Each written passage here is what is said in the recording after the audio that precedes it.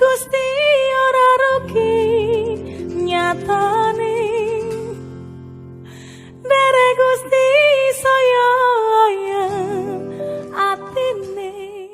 Kekristenan yang sesungguhnya itu simple, tetapi luar biasa sulitnya. Bagaimana kita memiliki hidup seperti hidup yang dijalani oleh Yesus.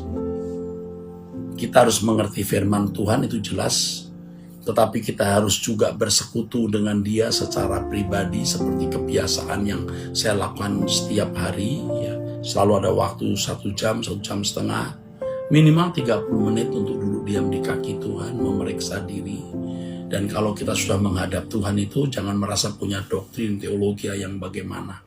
Dia yang memiliki semua pengetahuan. Jadi saudara, jangan sampai menjadi sombong karena waktu.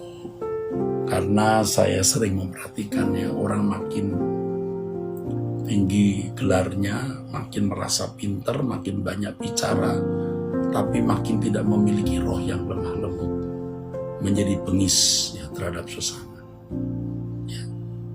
Dan itu bisa kita melihat kok dari perkataan orang itu, kita bisa melihat dari ucapan orang, dari cara dia menyerang orang. Aduh, kita lihat bengis. Jangan jadi orang Kristen yang bengis.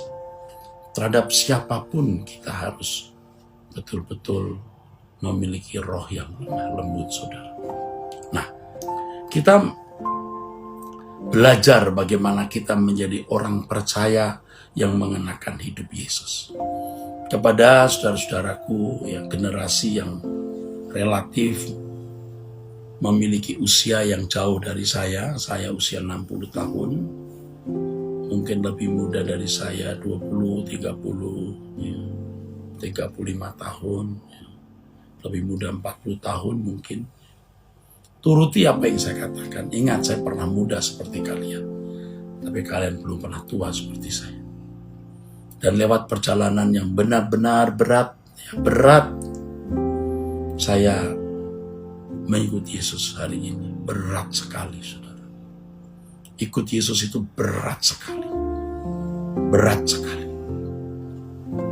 Nah, memang pada waktu kita memulai ikut Yesus, ya, kita belum mengalami atau merasakan hal itu karena level kita itu belum level yang berat. Tetapi makin ikut Tuhan Yesus, nanti kita akan melihat irisan kesucian yang begitu tajam yang harus kita miliki.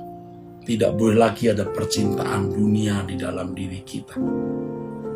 Dan kita mulai sadar betapa mudahnya kita itu meleset, betapa mudahnya kita berbuat dosa.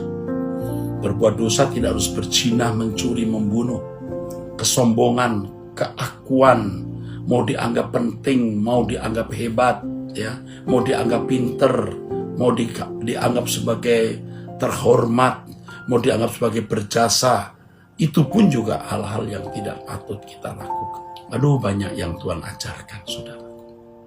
Tetapi saya mengajak, ya, kalian orang-orang Buddha terutama, coba temui Tuhan. Kenali Tuhan. Alami Tuhan. Kalau Dia hidup, kita harus mengalaminya. Dan memang ini sulitnya. Orang bisa ikut seminar dari pagi sampai sore.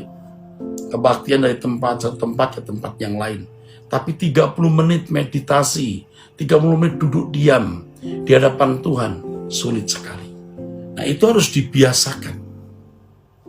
Dan benar-benar hati kita itu bergelora untuk bisa menyenangkan Dia.